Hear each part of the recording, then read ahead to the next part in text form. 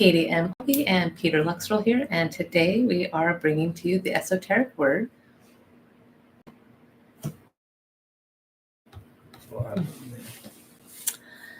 And we're going to talk about Matthew 6:22. So that scripture goes, the eye is the lamp of the body. If your eye is healthy, your whole body will be full of light.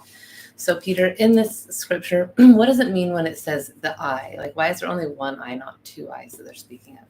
Good question. So, even though in the Bible, Jesus Christ speaking there didn't allude to the third eye, that scripture shows us that he had knowledge of the energy systems in the body. Because one, he didn't say eyes, he said eye. So he recognized that there is an eye within our body that enables us to see into the realms of the spirit, or to see into the spiritual, to see beyond just the natural. And when we look through life, or when we observe life beyond the physical, again get greater insight using that eye he was referring to. It's really beautiful. And I know that we spoke about in another spiritual practice about like the one eye being the feminine eye and the other eye being the masculine, and then the third eye being that all-seeing eye, which allows us to have that higher perspective. Can you just talk a little bit about having a higher perspective and being able to see from a different point of view, per se? Yeah, for sure. So thinking about the eye from a neurological perspective, the right eye is connected to the left side of the brain, the left eye is connected to the right side of the brain, and we know that our brain has both masculine and feminine sides. So um, the expression of what each eye sees is relative to its function. That said, one of the things in the Taoist philosophy, it refers to the fact that when we crucify, essentially meaning that when we do not live our lives by the impulses or the message we receive from the eyes alone, the eyes can give us uh, perspective, it can give us some information about reality, but it doesn't give us the facts, it doesn't give us the truth. So we use our eyes just to gain, a perspective like what's happening, but we use our third eye, our inner eye, um, um, to gain a greater insight, to gain a greater understanding of our reality. So the difference between perspective and perception is that with perspective we just see, but with perception we have an understanding. And so our inner eye gives us that perception of what truly is happening beyond just the surface. If you're having an experience, you're not just reacting, a person is not just reacting to the experience itself, but they can see beyond the experience behind. They can see into the world of meaning and the world of form in order to gain a truly a greater picture of what is happening in that specific encounter. We know that there are three levels of reality, possibly that the person can be experiencing the phenomenon, the function, the essence, according to Taoist teachings. So when the third eye is open, the person is living more from the function perspective. So it sounds to me like when your third eye is open, and I'm going to ask you what other things happen when your third eye is open, it makes it easier to be in alignment and congruent with what we say, what we think, and what we do. Yes, when the third eye is open, it means that there's greater intuition. So, and there's greater mastery, because for a person's third eye to be open, it means that they have received some level of understanding of principles or knowledge of principles. So it helps for the individual to become more congruent, meaning that they are then not just reacting to circumstances because they recognize that it's not what is happening on the external. A typical example is if you're in traffic, you're on the road and someone cuts you off. When your eyes are open, a person's eyes will, a person who has closed eyes will probably feel so bad and maybe want to use the swear word, the cuss word, or the finger. But an individual whose eyes are open will have a greater perspective and might realize that that person probably they just received a call that something's gone wrong and they need to go home in time, or their wife or their kids or something's happening. You have a greater idea of that, a greater perspective, a greater picture of what's actually happening in that scene. And so the person might even send energy, to that, and I hope all is well with them. You won't feel bad, like, why did they cut me off? You probably say, oh, I hope everything is okay. I hope they get home safe in time. I hope nothing happens as they're being in a hurry to drive home. And so, yeah, to your point, it gives that level of, inner peace, inner stillness, congruency with what we say, how we feel, what we speak, and how we think. Perfect. And so it sounds to me like if our third eye is closed, we're going to have more scattered energy. We're not going to be receiving those downloads. And I know that we often talk about like how Jesus lived, and his thought bodies and his mental bodies were all taken care of. Like he knew who he was, his lower centers, he knew why he was here, he knew where he was going without having to question. And so as we can open our third eye, we can start to live from that space, right? And when our third eye is closed, it might block us from some of those ways of being, and we may live in more fear, or anxiety, depression, all those things that are discordant and unharmonious. And is there anything more you'd like to say about what a closed eye would look like before we move to the next? Absolutely. So, a closed eye, to your point, an individual is the character in the matrix. They are blended with their experience. So, like you said, Jesus was completely awakened. An open eye is an awakened individual, meaning that you recognize this reality or this construct as a temporary arena, classroom where consciousness is having a temporary experience. So it was clear to him, and it's clear to anyone whose eyes are open, that this is like being in a dream. It's like having lucid dreams, where you're in the dream and you're waking and you recognize, oh, I'm actually awake in my dream. When our true self is awakened inside of this world, the eyes are open, you recognize that this world is just temporary. It has a beginning, it has an end, and so you're not attached. The individual is not attached to the character. You recognize why you are in the construct, what you're supposed to do in the construct, and the construct is eventually going to come to an end. So an individual doesn't live attached. It's like traveling to a hotel, traveling somewhere, and you go to the hotel. You don't get attached to the things, they're like, oh, I love the bed in this hotel. It's so beautiful. I love, that you're just going to be there for some time and leave the hotel when your time is up. So, yeah, that eyes being open means that you are living from an awakened state of being, recognizing that you are not the character, you are not the experience, but you are the one behind of all of those things, just, dreaming, so to speak, and gaining some insights, some lessons, having a game or an experiment within this earthly or physical dense construct. Yeah, I like all of what you said, and it makes me think of something I heard, and they said, we're born with everything and we leave with nothing. And so we are born with a home. Most of us are born with a home, with the mom, with the dad, with the bed, and all these beautiful things. And this lifetime is a lot about learning to let go and knowing that everything is impermanent, and that we do believe that our energy does go on. And so it makes life a lot more interesting and um, feel nicer to think that, it's not just the end, we're going to die and go into the. So it's fun to have all these conversations and just have a deeper and broader understanding of what could be happening in this existence. So again, the scripture from the Bible that we're looking at is Matthew 6:22. The eye is the lamp of the body. If your eye is healthy, your whole body will be full of light. So looking at when our body fills up with light, as we start to purify these discordant energies and start to let go of some of our attachments and shift at some of the ways that we're thinking and living, what have you noticed as the body fills up with light? What can people expect in this process? Absolutely. When a person does the work of, opening up their eyes, meaning that they are seeking and searching and asking and being in a state of, deep contemplation, as insight or as light begins to flood their being, all of the exams, so to speak, or tests in life begin to show up in their reality, because this light brings illumination, it brings a greater vibration, it also brings it requires greater attention. So What happens in the process of elimination is that when the karma begins to arise, individuals have to apply principles in order to dissolve, transmute those,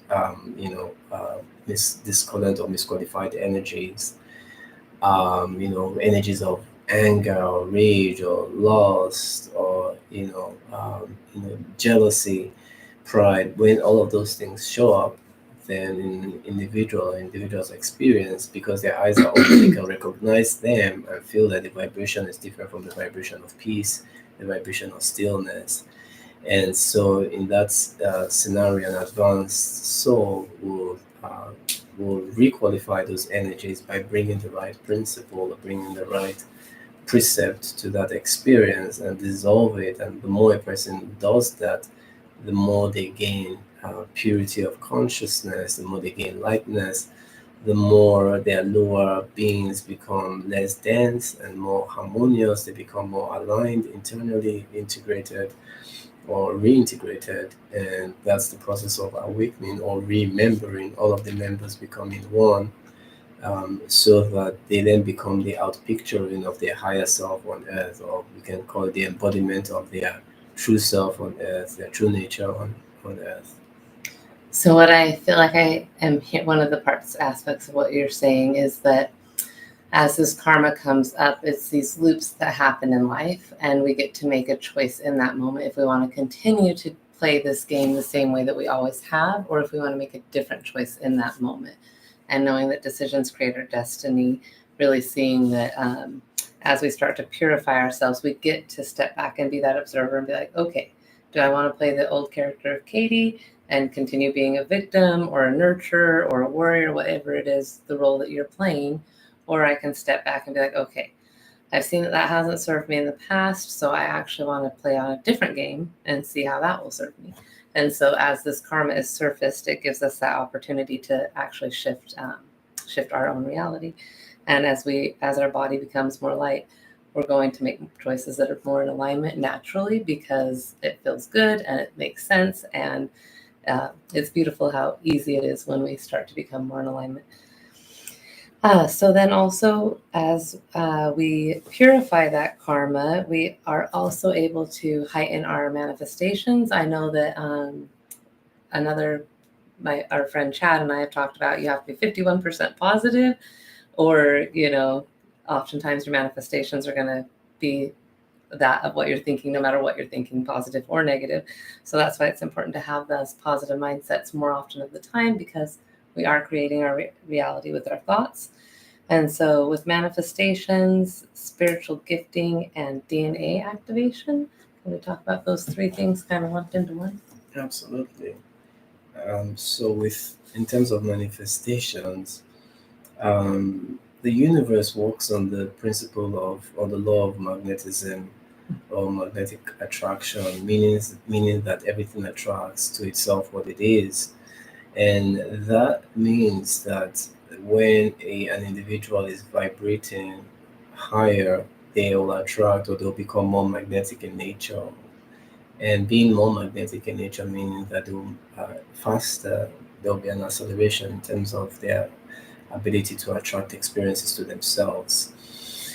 So in that regards, all of the thoughts that they think that the person thinks will materialize much faster, will be precipitated with greater acceleration. It will show up much faster. So that's why it's important to go through the process of learning, because if you make a mistake, it's going to show up immediately, and that could be detrimental.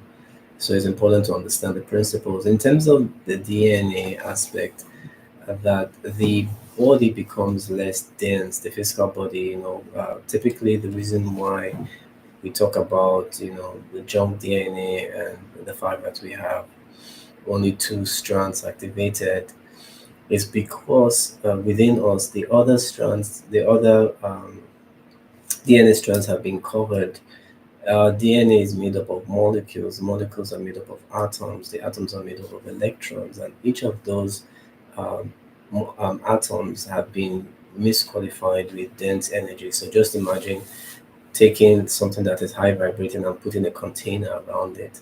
by by thinking dense thoughts or having dense feelings or memories from the past, individuals have closed or reduced the vibration of those other strands. And so the more we purify, the more we activate, the more as we purify the lower body's emotional, mental, and memory, etheric, the more those electrons begin to vibrate faster. When the electrons, remember the atoms are made up of electrons, as the electrons vibrate faster, the molecules become cleansed, every cell becomes cleansed, and so the DNA becomes activated, the junk DNA becomes activated. And when the junk DNA becomes activated, our bodies are no longer physical, so to dense carbon in nature, they become more light, etheric, homoluminous in nature. And so, you can see the experiences that Jesus had, like walking on water, or sometimes you see people that are able to float, levitate, or walk through the walls and stuff because the atoms in the body are less dense, because they've been purified. So that's where the DNA activation comes in terms of when light floods the body and then it activates all of those electrons, and the electrons begin to vibrate faster, the atoms are vibrating faster, the molecules are cleansed, every cell is cleansed, the DNA strands are activated, and it shows up in the nature of the organs, the endocrine system, the nervous system, as well as the skeletal system. Yes, and thinking about, I work for a water company, and talking about as the DNA gets activated, that's our ability to tap into those otherworldly gifts, like being able to be telepathic, like you think of somebody and they call you, different things like that. The body's innate ability to heal itself. When you watch a kid, they fall, they instantly do energy work on themselves. They instantly put their hands there and send themselves energy, knowing that that is what's going to work. So that's beautiful. We are just about out of time. So real quick before we go, Peter, do you want to talk about meditation and where to push our energy to activate that third eye? Absolutely. So practically speaking, in terms of activating our third eye, there's one principle that applies here, which is where attention goes, energy flows. So when we in meditation put all of our attention on a pineal gland, we channel all of the energy from our bodies to the third eye. Typically, the best procedure to take actually is to breathe in to enter into homeostasis, and from homeostasis send all of the attention first to the heart center, because as we send our attention to the heart center, it builds up this massive amount of energy. The heart center is the distribution center in the body, so it builds up a massive amount of energy, and then we can take that energy and push it up to the third eye, and to sort of the water is blast through the third eye to open it up into the etheric dimension, and we're able to then see, at least to see the light enter into the place of pure light, like in the Matrix, when Neo was in the scene that had all white and was able to load all those weapons and things like that.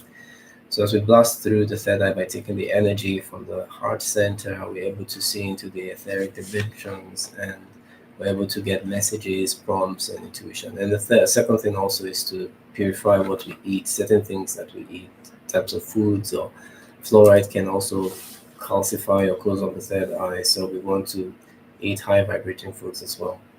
Thank you. And I know you often talk about following teachers and principles, like Taoism is a spiritual or a philosophy, and it's about spiritual principles, really, like how to be a good human.